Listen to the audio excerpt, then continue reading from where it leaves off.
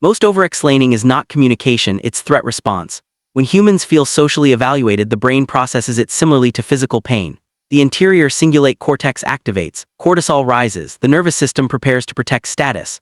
Overexplaining is often a subconscious strategy to reduce that perceived threat. It's not clarity, it's self-protection. Confident people regulate that threat internally instead of negotiating it externally. Here's what they never feel compelled to explain.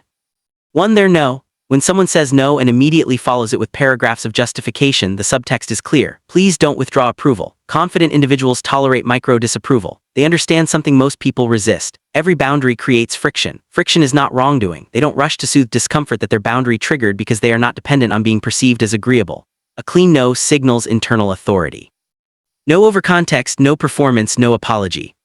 For self-respect, 2. Their pace. Confident people refuse to operate at other people's emotional speed. They don't respond instantly to prove interest, escalate quickly to prove enthusiasm, rush decisions to eliminate tension. Speed is often anxiety in disguise. Anxiety wants immediate resolution. Confidence tolerates open loops. Packing is power. The person comfortable slowing down is rarely the one seeking validation. 3. Their selective availability. They don't overexplain why they aren't constantly accessible. Insecure patterns sound like, "I'm so sorry, I've just been overwhelmed and busy." And confident patterns sound like, "I'll respond when I'm available." No panic, no overcompensation. Availability equals access. Access equals value. They don't dilute their value by overclarifying absence. They trust that consistency over time builds credibility, not immediate responsiveness. 4. Their emotional regulation. This is where most people reveal insecurity. When calm, they overexplain, "I'm not upset. I just when frustrated, they soften excessively."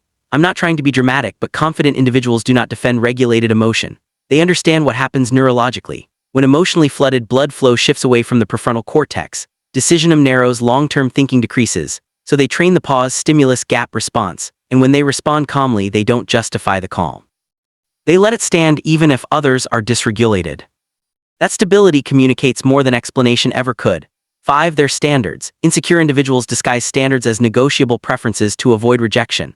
Confident individuals state them neutrally, not aggressively, not defensively, neutrally. I value consistency. Clear communication matters to me. No disclaimers. They understand a fundamental social truth. The right people align naturally. The wrong people require convincing. Confident people don't convince.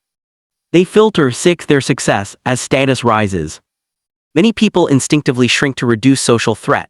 This is status appeasement. They downplay wins. They minimize achievements. They self-deprecate to maintain likability. Confident individuals don't inflate, but they don't shrink either. They allow others to experience discomfort without managing it because they are not unconsciously seeking safety through smallness. They understand respect sustains longer than appeasement. 7. Their identity. This is the core layer. Low confidence create externalized identity regulation, constantly adjusting self-concept based on feedback. Confident individuals have internal identity stability. That means criticism is data, not devastation. Misunderstanding is tolerated, not chased. Projection is observed, not absorbed. They don't enter debates about their worth because worth that needs defending is not yet internalized. They observe, they evaluate, they adjust proximity if necessary, but they don't explain who they are to people committed to misunderstanding them. Here's the deeper pattern. Overexplaining is an attempt to control perception, but perception is never fully controllable. The more you try to manage how you're interpreted, the more power you give away. Confidence is not dominance. It is nervous system stability under evaluation. It is the ability to tolerate disapproval, misinterpretation, temporary tension, unresolved perception without collapsing into self-justification.